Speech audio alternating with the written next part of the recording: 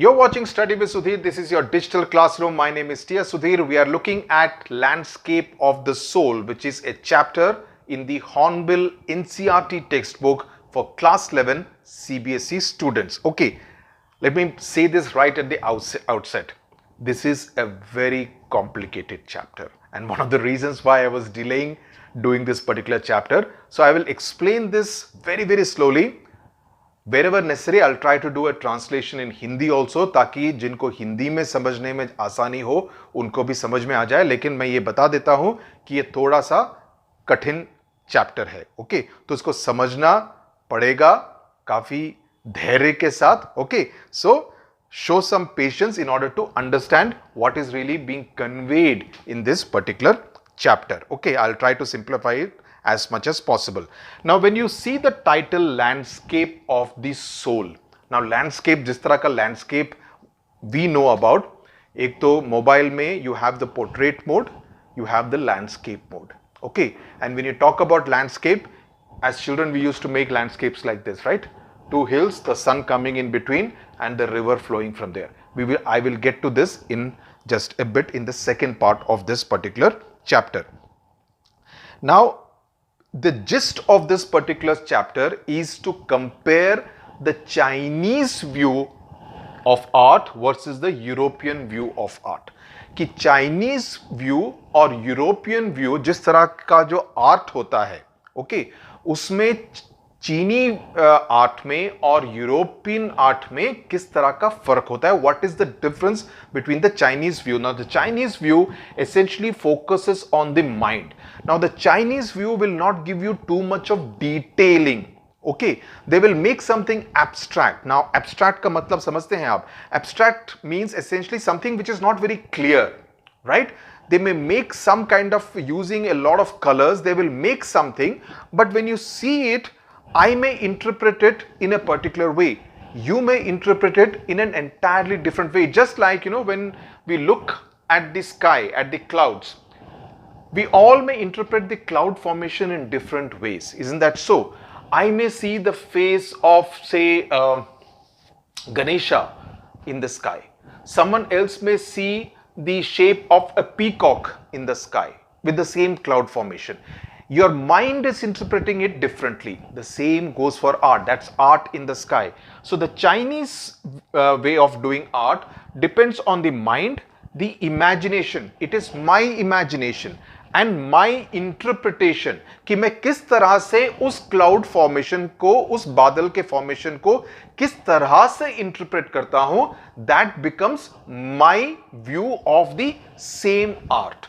Okay. Similarly, that anyone else looking at it imagines it to be something else. So जो भी हो रहा है, it is happening in the mind of the individual. The painter, in the case of an art, the painter is not telling you कि मैंने ये बनाया है, that I have made this and this is the truth. No, he is letting you find out what is your interpretation, what is your truth as far as that particular painting is concerned. I hope that is clear. The European view of art basically focuses on the realistic element. They will give you everything. They will give you everything. If they are making a peacock, they will make a peacock and convince you with the details that it is indeed a peacock. आपको peacock के अलावा, मोर के अलावा किसी और bird को सोचने की अनुमति ही नहीं दी जाएगी. Your mind will not be allowed to imagine it as anything else. It will look a peacock because it is a peacock, and the painter will also tell you it is a peacock, for heaven's sake. Understood? So that is the main difference between the Chinese way of doing art and the European way of doing art. ये इस chapter का basically the SAR, the basic concept in this particular chapter is this difference. Okay. Now, the point is that the classical Chinese painters do not intend to produce an exact replica of any kind of landscape. जैसे मैंने कहा, this would be more of a European way of doing art. You know, where I'm showing two hills, I'm showing the sun rising and I'm showing the river out here. the Chinese may actually draw this in a very, very abstract kind of manner. मेरे को वो उस तरह की जानकारी नहीं है, nor am I an artist. Okay, so I will not be able to show you how it is done. But they may just draw something, and they will depend on you how you interpret it. Now, some of them will interpret it as a case of two mountains and a river flowing from between. Someone else may interpret it entirely different. It depends from individual to individual. Okay, so what the Chinese, and I request you while I'm talking, please take down notes so that it's clear in your own language so that you are able to understand it. Once आपको समझ में आ गया, once you have understood it, it will be easy. Okay, now the Chinese artists want the viewer, that is you and me, to see the spirit behind their work. कि उसके पीछे किस तरह का एक आइडिया हो सकता था. Okay, but then the interpretation will be yours and mine. Okay, but the Europeans try to paint a perfect imitation. जिस तरह से they see the mountains and the sun and the river, they will paint it just as the way their vision is seeing them. Understood so far? Okay. Now the chapter starts with the story of a painter called Wu Dozi, who lived in the 8th century, and his last painting was a landscape commissioned by the emperor to decorate a palace wall. Now the master had hidden his work behind a screen so that only the emperor would see it, and for a long time the emperor kept admiring this wonderful scenery that was painted. There are forests, there are mountains, there are waterfalls, clouds, etc. And in this cave at the foot of the mountain dwells a spirit, said the painter. Okay, the painter clapped his hands and the entrance to the cave opened. The inside is splendid, beyond anything words can convey. Please let me show your majesty the way. Now, so what happens is that he goes there, but when he claps and he goes inside, he disappears, and so does the entire painting disappear from the wall. There was no trace of the work of art. Okay, and the artist was never seen again. Now what they are basically trying to say, that these kind of stories have been part of Chinese classical education, and they have lent a kind of a mystery around this world of Chinese art कि ऐसा भी होता था. Now this story may not be true at all, but they have created these kind of stories in order to give an element of mystery, a sense of mystery and suspense around the world of Chinese art. Okay, and the book of Confucius and Zhuangzi are full of them. They basically help the master to guide the disciple in the right direction, and there have been lots of such stories, anecdotes, fables, which have kind of propagated this kind of mystery and suspense as far as Chinese art was concerned. Now, for instance, there is another famous story about a painter who did not draw the eye of a dragon, okay, for fear that the dragon will fly out of the painting. So in that sense, you understood that they were almost giving life to the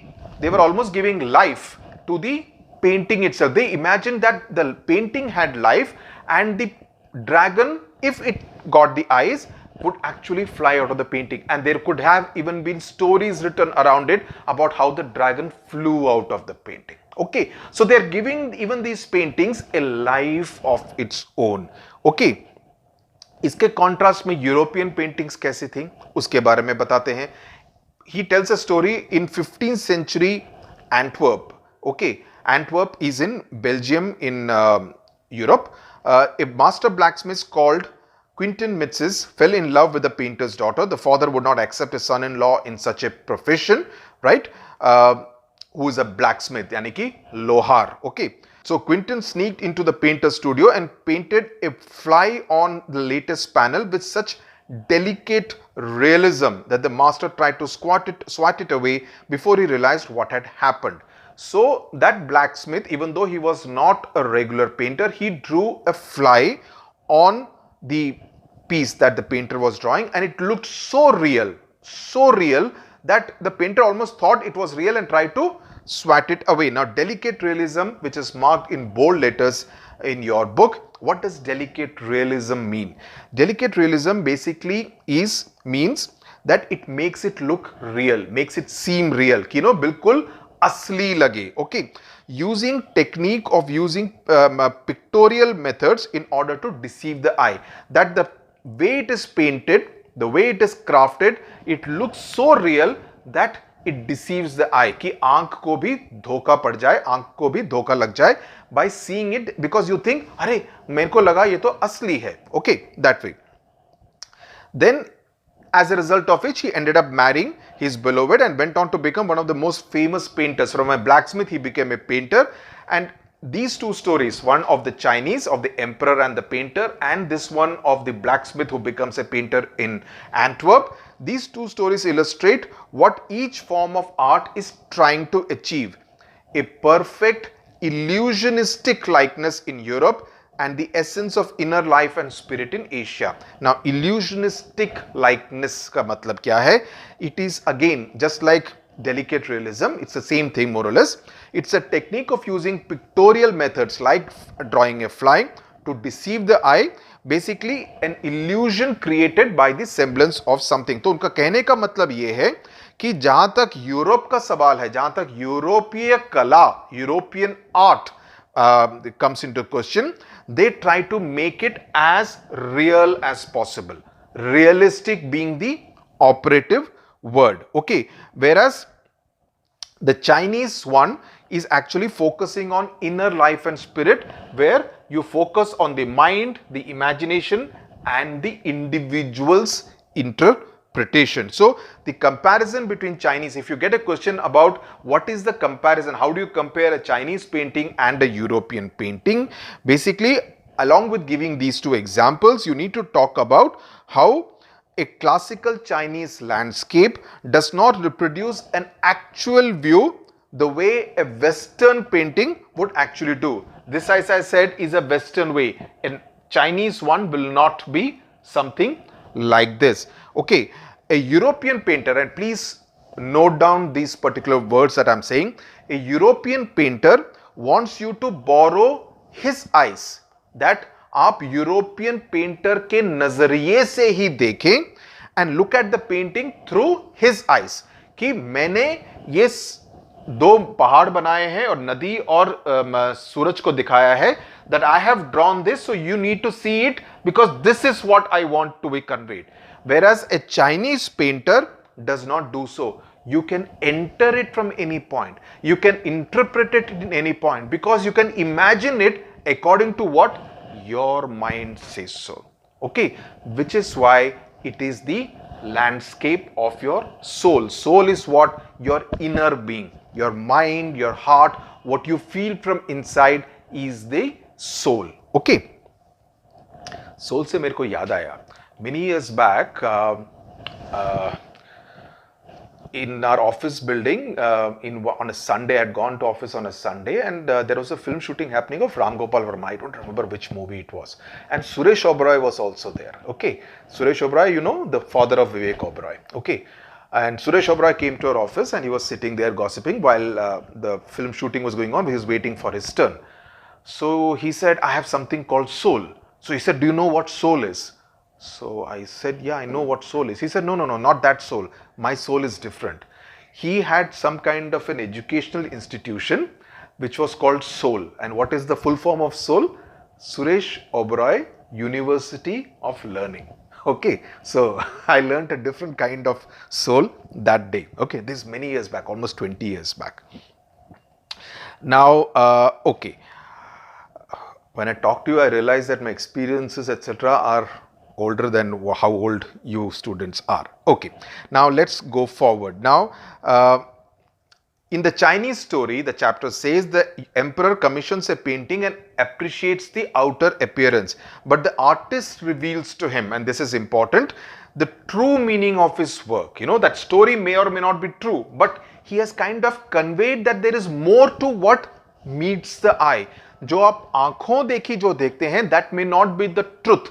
What you are seeing inside is a totally different world, which is why when it comes to a Chinese painting, you need to interpret it according to your mind using your imagination. That's something very important. So the difference between the painter and the emperor is that the emperor may rule over the territory that he has conquered. He is the Raja, the king of his kingdom, right?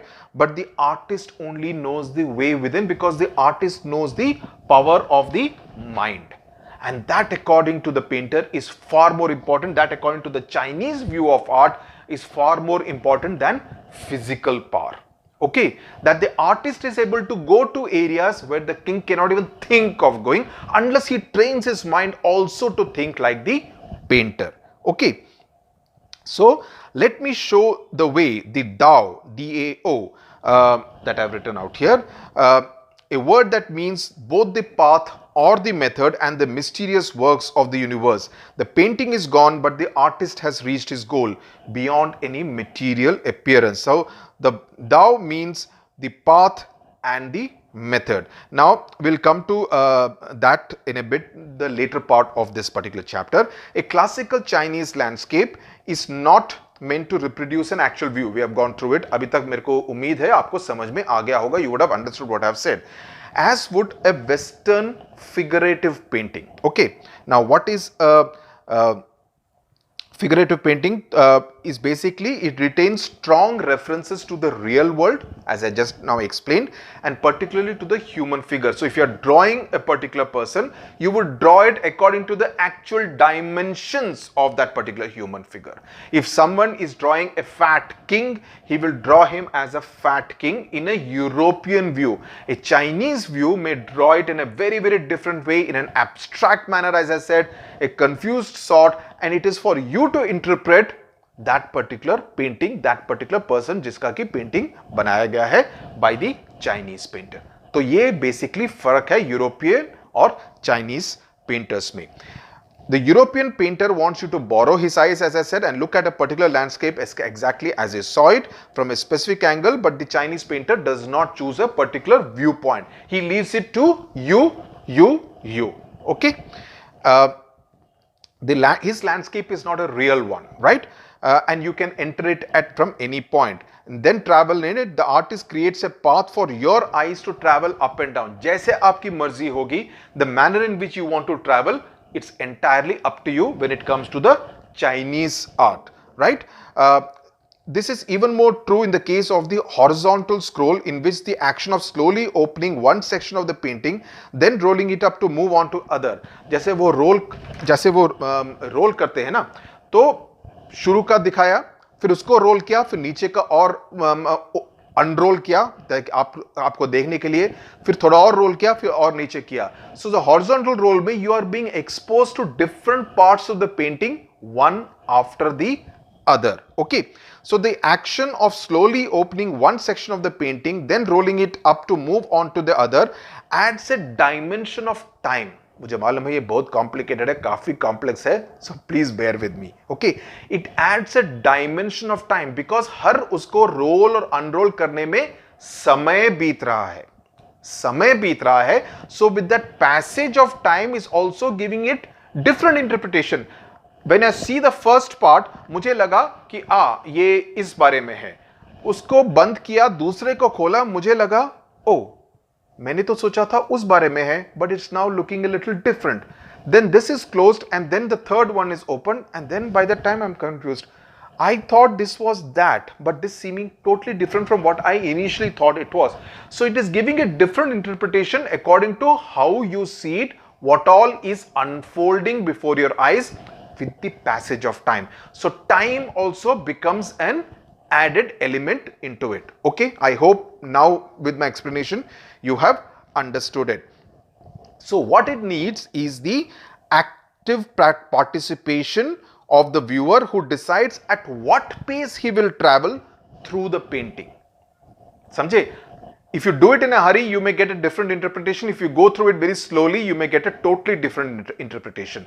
The Chinese lets you do that. Okay, so it's a participation of both the physical, that is the physical speed at which you are moving. It's also a participation of the mental, of the mind. Okay, the Chinese painter does not want you to borrow his eyes. Please remember these words, because you need to use that. The Chinese painter does not want you to borrow his eyes, whereas the European painter wants you to see at every painting through his or her eyes. Okay, the Chinese painter wants you to enter his mind. Okay, किस नजरिए से painter ने इस painting को बनाया होगा. Okay, the landscape is an inner one, a spiritual and A conceptual space. These last 3-4 lines of this particular paragraph are very important. I would strongly urge you to remember these lines so that you can use these lines in your answers. So the Chinese painter wants you to enter his mind. Okay, the landscape is an inner one. ये अंदरूनी है. This is of the soul, the landscape of the soul, using the mind, your mind, trying to think of what the Chinese mind would have thought, the artist's mind, and it is a spiritual, it's almost like, what different more enlightened human beings think about. It is that kind of a thing. It's a thing of the spiritual kind of a slightly going into a slightly higher zone. Now conceptual space essentially means in terms of definition, it means a geometric structure that represents a different represents number of quality dimensions. And when you say quality dimensions, it means weight, color, taste. It's not just the physical attributes, height itna hai, breadth itna hai, width itna hai. No, you're also trying to kind of encapsulate a whole different kinds of dimensions which are usually not part of a painting, which means the color, the taste, the temperature, the pitch, the weight, everything, the different aspects. So it's almost bringing the painting to life in that sense. Okay, it's not just a two-dimensional painting. It becomes three-dimensional and much more, because it's also talking about the mind, about how your mind is looking at it from the point of view of the Chinese painter, using your own mind to interpret it according to the way you wish to interpret it. Okay, मैं उम्मीद करता हूं अभी तक का समझ में आ गया होगा. बहुत कठिन चैप्टर है. Okay, now basically the Chinese painting leaves the space empty for the mind to interpret it and fill it any way he wants it to, and gives space to the power of the imagination. Okay, now मैंने clouds वगैरह की तो बात कर दी. Conceptual space में जो हमने last में पढ़ा है, basically the other point that I want to make is that the Chinese painter does not paint what his eye see. He actually paints what his mind sees. That's the big difference. Okay, he paints with his mind, and it also gives allowance to the viewer to interpret it the way he or she wants it to be interpreted. Okay, the painter is not giving him a painting. The painter is not giving me or you a painting and say, look, I drew a hill and a sun and a river flowing through the mountains. Okay, it is for the viewer to see the hill in it, it is for the viewer to see the sun in it, it is for the viewer to see the stream or the river in it. Okay, so that is the big difference between the Chinese and the European style of painting. ये तो हो गया part 1 of the landscape of the soul. Second part में, this concept is expressed as shanshui, literally mountain water, which used together represent the word landscape. Now shanshui का मतलब है mountain water. This is a Chinese word and it means mountain water, and that really when used together it kind of represents the landscape of the soul. Basically if you see jitne bhi hum jab bacche the, what is the most common painting you would draw? This, and maybe at you would also draw some kind of a hut out here, right? That's what we would normally draw, and we would probably draw some people out there. मेरा level of drawing इतना ही है. Okay. So now more than two elements of an image, these represents two complementary poles reflecting the Taoist view of the universe, and here the mountain is called yang. Okay, which is essentially talking about masculine and feminine aspects. The mountain is the masculine aspect, and that's called yang. The river is the feminine aspect, and that is called yin. Okay, so that is the essential difference. Okay, and the yang is reaching vertically towards heaven. The mountains are reaching towards the heaven, and it is something which is very stable, very firm, very strong. Okay, warm and dry in the sun, while the water is, the river water is yin. Okay, Y-I-N. Now that one is horizontal and is resting on the earth. Okay, it is moist and cool, and the interaction of these feminine aspects, that is yin and yang, which is the feminine and the masculine aspects, is the fundamental notion of Taoism. DAOISM. Okay, and third aspect पे आएंगे, but we basically talking as far as the Chinese thing, these are seen as the two aspect, the amalgamation of the masculine and the feminine kind of energy. The mountain is yang, reaching vertically towards heaven. Okay, ये तो हो गया. And what is often overlooked is an essential third element, the middle void, where their interaction takes place. Now, इसमें there comes an Indian element. Okay, because the middle void where their interaction takes place, this can be compared with the yogic practice of pranayam. Now, what do you do while you are doing pranayam as part of your yoga practice? You breathe in, you hold your breath, and then you breathe out, right? Okay, the middle void is essential because nothing can really happen without it. Hence the importance of the white unpainted space in the Chinese landscape. Okay, so the middle void is what? You're breathing in and then you are holding your breath for 10 seconds, 20 seconds, 30 seconds, and then you breathe out. A lot happens, a lot of energy is actually flowing during that time, जबकि आपने अपनी सांस को रोक के रखा हुआ है. समझे आप? उस समय पर बहुत हो रहा है. On the outward, it would look like nothing is happening during those 10, 20, 30 seconds. But actually a lot of energy is actually flowing through your body during that time when you are actually holding your breath. जब आपने सांस को रोक के रखा हुआ है. Okay, so during the pranayam. So this, in this chapter, they are equating it with the white unpainted part of the Chinese landscape. कि जिस part में कोई भी रंग नहीं लगा हुआ है, that is the middle void. And the basic idea that is being conveyed is that even that middle void actually conveys a lot. जो सफेद unpainted surface है, वो भी काफी कुछ दर्शाता है.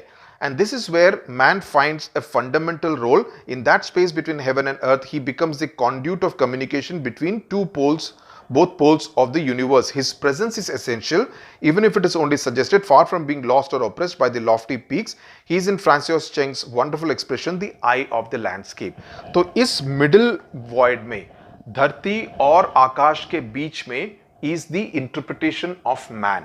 And that's where man's role becomes so very important, because he becomes a conduit. Conduit means the funnel, the channel of communication between earth and heaven. Okay, between the two poles of the universe. Okay, so that is why he is the eye of the landscape. So अगर आपको प्रश्न आए कि how is man the eye of the landscape, you need to focus on this part of the chapter where you're talking about the yang and yin, and the middle void, the pranayam, and about how man becomes the eye of the landscape, that he is the one who is interpreting the whiteness of the middle void. जो part जिसको कि किसी भी रंग में सजाया नहीं गया है, उसका असली अर्थ क्या है, ये तो पूरा श्री श्री रविशंकर और सदगुरु जैसा एक सेशन हो गया. ओके, सुनते हो कभी सदगुरु का? He speaks very well. He's very articulate. Now, that is as far as this chapter is concerned. Now, we come to a concept called outsider art. ये outsider art भला क्या है? Okay. Now, outsider art is a term which was coined by French painter Jean Dubuffet, जिसका कि आपका यहाँ left side page पे लिखा है. Now, he originated this concept of outsider art. It's described as an outsider art because it is produced by people who had no formal training, yet they show their talent in artistic art. अब जैसे मैं हूँ, मेरे को कोई formal training नहीं है. Of course मैं इससे अच्छा नहीं बना सकता, लेकिन अगर मैं इससे अच्छा थोड़ा बना सकता और एब्स्ट्रैक्ट पेंटिंग भी कर सकता, तो वो मेरा वर्क ऑफ आर्ट हो जाता. Okay, so it is for people who have no formal training in art and yet are able to create something and give it their own kind of an interpretation. Okay, so when French painter Jean Dubuffet mooted the concept of art brut. Art brut essentially means raw art, which essentially means untrained kind of art. Okay, from the most veiled beginnings, outsider art has gradually become the fastest growing art of interest in contemporary art internationally. ये नहीं कि अगर आप art school में गए हो तभी आप पेंटिंग कर सकें. अगर आपने किसी भी तरह की शिक्षा नहीं ग्रहण की, if you have not been trained professionally in art, even then you can be an artist by kind of painting or drawing or sculpting whatever you see and using your own imagination and interpretation to kind of draw or sculpt the way you want it to. So while he was doing it, while Jean Dubuffet was doing it, there was this man called Nek Chand. Minko managed when I was working in the Economic Times in the early 90s, 93, 94 में, I had interviewed Nek Chand. Unfortunately, I don't have that clipping of that article on the rock garden जो कि चंडीगढ़ में है, जिसका कि एक illustration also book में आपके दिया हुआ है. Now he basically cleared the little patch of jungle and he started making a garden with objects which were discarded, right? And today it is known as the rock garden in Chandigarh. Okay, and he is considered India's biggest contributor to outsider art, and Nek Chand के बारे में काफी कुछ लिखा गया है. Okay, including and his rock garden sculpture Women by the Waterfall was on the anniversary issue cover of Raw Vision. Now the notion of art brut or raw art, जिस तरह से हम समझते हैं, is of basically of works that were in their raw form, okay, as regards their artistic or cultural influences. Anything from a tin to a sink, जो भी discarded object हो, जिसको कि हम कबाड़ में फेंक देते हैं, उसको नेक चंद अपने रॉक गार्डन में इस्तेमाल करते हैं. He uses all those objects as part of his rock garden, all the discarded objects. Okay, and recognizing his art as an outstanding testimony to the difference a single man can make when he lives his dream, the Swiss Commission for UNESCO will be honoring him by way of a European exposition of his works. And he's gone internationally. He has been honored by different countries and different agencies. And that's what he says, the biggest award is walking through the garden and seeing people enjoy my creation. Is quote ko aap jara yaad rakhiyega. That will be really useful. So that's as far as this particular chapter is concerned. Now, what are the kind of questions you could get? Contrast the Chinese view with the European view. इसको कि मैं उम्मीद करता हूँ I have managed to make you understand. Okay, I'm saying this with folded hands. I do understand it is complicated. Please, maybe you need to listen to this video a couple of times before you can understand. Take down notes, simplify it in your mind by taking down the points the way I have explained to you the points. It will make it easier for you. Even though it's just a 4-page chapter, I do concede it's complicated. Then they can ask you to explain the concept of Shanshui, the whole mountain, river, everything, the Yanging, the middle void, everything, and the link to pranayam. Or you could get a straight question on art brut and Nek Chand. Okay, these could be the 3 different kinds of questions that you could get. And when you are doing the difference between the Chinese and the European way, please use the 2 examples of the emperor and the blacksmith so that you would be able to kind of illustrate it with examples. So that is something you could possibly do. Maybe during the revision time we could look at some more questions, but this is broadly what you need to explain. And as I said, the particular phrases you would do well to kind of remember and use it in your answers so that your answers look that much better. Thank you very much for watching.